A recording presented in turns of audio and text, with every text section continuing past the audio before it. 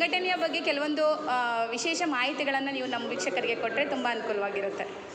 Association for protection of civil rights ಅಂತ. ನನ್ನ ಹೆಸರು ಸರೋಜ ಪಿ ಚಂಗೋಳಿ ಅಂತ. ಶಿವಮೊಗ್ಗದಲ್ಲಿ ವಕೀಲರಾಗಿ ಕೆಲಸ ಮಾಡ್ತಾಯಿದ್ದೀನಿ. ಹಾಗೆ ಬೇರೆ ಬೇರೆ ಸಂಘ ಸಂಸ್ಥೆಗಳಲ್ಲೂ ನನಗೆ ಬಿಡುವಿನ ಸಮಯದಲ್ಲಿ ಸಮಾಜ ಸೇವೆಯನ್ನು ಮಾಡ್ಕೊಂಡು ಬಂದಿದ್ದೀನಿ. APCR ಹೇಳೋ ಹಾಗೆ ಸಿವಿಲ್ ರೈಟ್ಸ್ ಎಲ್ಲಿ ವೈಲೇಷನ್ ಆಗುತ್ತೆ ಅದರ ವಿರುದ್ಧವಾಗಿ ಹೋರಾಟವನ್ನು ಮಾಡ್ಕೊಂಡು ಬಂದಿದ್ದೀವಿ. ಹಾಗೆ ಸಂವಿಧಾನಬದ್ಧವಾಗಿ ನಮ್ಮಲ್ಲಿ ಜೀವನ ನಡೀತಾ ಇದೆ. ದೇಶದಲ್ಲಿ ಸಂವಿಧಾನ ಇದೆ. ಆದರೆ ಸಂವಿಧಾನದ ಬಗ್ಗೆ ಮಾತಾಡ್ತಾ ಇರೋರು ಸಂವಿಧಾನವನ್ನು ಓದದೇ ಇರೋರೇ ಆಗಿದ್ದಾರೆ. ಸಂವಿಧಾನದ ಮೂಲ ಆಶಯಗಳೇನು, ಸಂವಿಧಾನದಲ್ಲಿ ಏನು ಬರೆದಿದ್ದಾರೆ, ಪ್ರಿಯಾಂಬಲ್ ಏನು, ಅದರಲ್ಲಿ ಎಷ್ಟು ಆರ್ಟಿಕಲ್ ಇದೆ, ಸಂವಿಧಾನದ ಅಂಡರ್ನಲ್ಲಿ ಯಾವ ರೀತಿ ನಾವು ಜೀವನ ಮಾಡ್ತಾ ಇದ್ದೀವಿ, ಯಾವ ರೀತಿ ಸರ್ಕಾರ ರಚನೆ ಮಾಡ್ತಾ ಇದೆ, ಯಾರ ಅಲ್ಪಸಂಖ್ಯಾತರಿಗೆ ರಕ್ಷಣೆಯನ್ನು ಕೊಡಬೇಕು, ಮತ್ತು ನಮ್ಮ ಮೂಲಭೂತ ಹಕ್ಕುಗಳ ರಕ್ಷಣೆ ಮಾಡಿಕೊಂಡು ಯಾರಿಗೂ ತೊಂದರೆ ಇದ್ದಂಗೆ ಪೀಸ್ಫುಲ್ಲಾಗಿ ಜೀವನ ಮಾಡಬೇಕು ಅನ್ನೋ ಸಂವಿಧಾನದ ಮೂಲ ಆಶಯಗಳನ್ನು ತಿರುಚಿ ಇವತ್ತು ಹಣ ಮತ್ತು ಅಧಿಕಾರ ನಮ್ಮನ್ನು ಆಳ್ತಾ ಇದೆ. ಅಂದರೆ ಸರಿ ತಪ್ಪುಗಳ ಗಣನೆಗೆ ಯಾರೂ ತಗೊಳ್ತಾ ಇಲ್ಲ. ತಪ್ಪುಗಳ ಮೇಳೈವಿಕೆಯಲ್ಲಿ ಸರಿ ಅನ್ನೋದು ಕೆಲಸ ಕಾರ್ಯಗಳು ಗೌಣ ಆಗ್ತಾ ಇದ್ದಾವೆ. ಹಾಗೆ ವಾಯ್ಸ್ಲೆಸ್ ಪೀಪಲ್ ಅಂದರೆ ಅವನು ಹಿಂದೂ ಇರ್ಬೋದು, ಮುಸ್ಲಿಂ ಇರ್ಬೋದು, ಕ್ರಿಶ್ಚಿಯನ್ ಇರ್ಬೋದು, ಬುದ್ಧಿಸ್ಟ್ ಇರ್ಬೋದು, ಯಾರೇ ಇರ್ಬೋದು, ಸೆಕ್ಯುಲರ್ ಆಗಿ ಸಂವಿಧಾನದ ಆಶಯದ ಅಂಡರ್ನಲ್ಲಿ ಈ ಒಂದು APCR ಕೆಲಸವನ್ನು ನಿರ್ವಹಿಸ್ತಾ ಇದೆ. ಇದು ಕರ್ನಾಟಕ ರಾಜ್ಯದ 24 ಜಿಲ್ಲೆಗಳಲ್ಲಿ ಈಗಾಗಲೇ ಸಮಿತಿಗಳು ರಚನೆ ಆಗಿದೆ.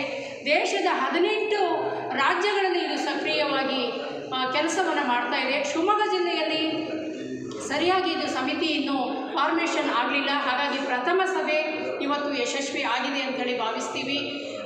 ಎಲ್ಲ ಸಮಾಜವನ್ನು ಹೊರತುಪಡಿಸಿ ವ್ಯಕ್ತಿ ಇಲ್ವಲ್ಲ ಮೇಡಮ್? ಹೌದು, ಖಂಡಿತ. ಸಮಸ್ಯೆಗಳನ್ನು ಹೊರತುಪಡಿಸಿ ವ್ಯಕ್ತಿಯ ಜೀವನ ಇಲ್ಲ ಅಲ್ವಾ? ಹಾಗಾಗಿ ಎಲ್ಲಿ ಸಮಸ್ಯೆಗಳು ಇದೆ, ಎಲ್ಲಿ ಅವರಿಗೆ ವಾಯ್ಸ್ಲೆಸ್ ಪೀಪಲ್ಗಳಿಗೆ ಸಮಸ್ಯೆ ಆಗಿದೆ, ಎಲ್ಲಿ ಮೂಲಭೂತ ಸೌಕರ್ಯಗಳ ಕೊರತೆ ಇದೆ, ಅಲ್ಲಿ ಆ ಕೊರತೆಯನ್ನು ನೀಗಿಸಲು ನಮ್ಮ APCR ಸಂಸ್ಥೆ ಅವ್ರ ಜೊತೆ ಕೈ ಜೋಡಿಸುತ್ತೆ. ಅದಕ್ಕಾಗಿ ಶಿವಮೊಗ್ಗದಲ್ಲೂ ಇರುವಂತಹ ಸಮಸ್ಯೆಗಳು, ಶಿವಮೊಗ್ಗ ಜಿಲ್ಲೆಯಲ್ಲಿ ಇರುವಂತಹ ಸಮಸ್ಯೆಗಳನ್ನು ಫೋಕಸ್ ಮಾಡಿ ಅದು ನ್ಯಾಯಾಂಗದ ಮೂಲಕ ಕೇಸ್ ಹಾಕೋದ್ರಿಂದ ಮೂಲಕನೋ, ಇಲ್ಲ ರಿಟ್ ಪಿಟಿಷನ್ ಹಾಕೋದ್ರ ಮೂಲಕನೋ, ಇಲ್ಲ ಯಾವುದೇ ಒಂದು ಅಧಿಕಾರಿಗಳಿಗೆ ಸರ್ಕಾರಕ್ಕೆ ಹಕ್ಕೊತ್ತಾಯ ಮಾಡೋದು, ಯಾವ ರೀತಿ ಕ್ರಮವನ್ನು ತಗೊಳ್ಬೋದು, ಆ ಸಮಸ್ಯೆಯನ್ನು ಆಧರಿಸಿ ಸ್ಟಡಿ ಮಾಡಿಕೊಂಡು ನಾವು ಮುನ್ನಡಿಬೇಕು ಅಂತೇಳಿ ಇವತ್ತಿನ ಸಭೆಯೂ ಕೂಡ ನಿರ್ಣಯ ಆಗಿದೆ. ಅದಕ್ಕೆ ಬದ್ಧವಾಗಿ ನಾವು ಕೆಲಸ ಕಾರ್ಯಗಳನ್ನು ಮಾಡ್ಕೋತೀವಿ. ಹಾಗೆ ಜಿಲ್ಲಾ ಮಟ್ಟದಲ್ಲದೆ ಶಿವಮೊಗ್ಗ ಜಿಲ್ಲೆಯ ಎಲ್ಲ 7 ತಾಲೂಕುಗಳಲ್ಲೂ ತಾಲೂಕು ಸಮಿತಿಗಳನ್ನು ಮಾಡ್ತೀವಿ. ಆ ತಾಲೂಕು ಸಮಿತಿಗಳ ಮೂಲಕ ಲೋಕಲ್ ಸಮಸ್ಯೆಗಳನ್ನು ಫೈಂಡ್ ಔಟ್ ಮಾಡಿ ಅದನ್ನು ಫೋಕಸ್ ಮಾಡಿಕೊಂಡು ಅದನ್ನು ಯಾವ ವೇದಿಕೆಯಲ್ಲಿ ನಾವು ಇಟ್ಟು ಯಾವ ಫೋರಮಲ್ಲಿ ನ್ಯಾಯಕ್ಕೆ ಹೋರಾಡಬೇಕು ಅನ್ನೋದ್ರ ಬಗ್ಗೆಯೂ ನಾವು ಕಮಿಟಿಯನ್ನು ಸೆಟಪ್ ಮಾಡ್ತಾ ಇದ್ದೀವಿ. ಧನ್ಯವಾದಗಳು ಮೇಡಮ್. ಹಾಗೆ APCR ಮಕ್ಕಳಲ್ಲಿ ಯಾವ ರೀತಿ ಜಾಗೃತಿಯನ್ನು ಮೂಡಿಸುತ್ತೆ?